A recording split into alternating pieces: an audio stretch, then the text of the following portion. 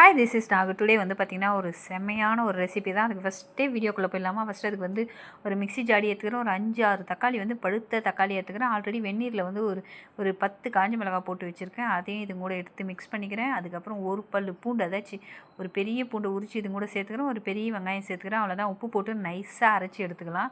அரைச்சி எடுத்ததுக்கப்புறம் ஒரு பாத்திரம் வச்சுட்டு அதில் 4 ஸ்பூன் ஆயில் விட்டுட்டு கடுகு சீரகம் போட்டுட்டு ஒரே ஒரு காஞ்ச மிளகாய் சேர்த்துக்கலாம்.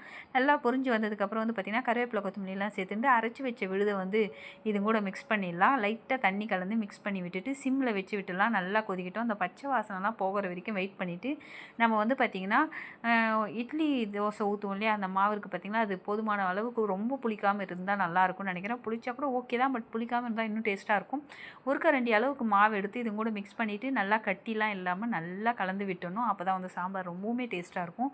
கட்டிலாம் இல்லாமல் நல்லா கலந்து விட்டுருங்க.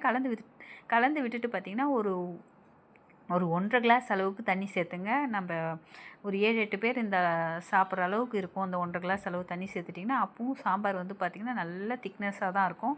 ஸோ சேர்த்து விட்டுட்டு ஒரே ஒரு கொதிக்கட்டும், இறக்கி வச்சுருங்க. அவ்வளோதான், ரெடி ஆகிடுச்சு சாம்பார். வந்து இட்லி தோசைக்கு தொட்டு பாருங்கள், அவ்வளோ சூப்பராக இருக்கும். 2 இட்லி 3 இட்லி சாப்பிட்றவா கூட இன்னும் எக்ஸ்ட்ரா 2 இட்லி வச்சு சாப்பிடுவோம். அந்த அளவுக்கு டேஸ்ட்டாக இருக்கும்.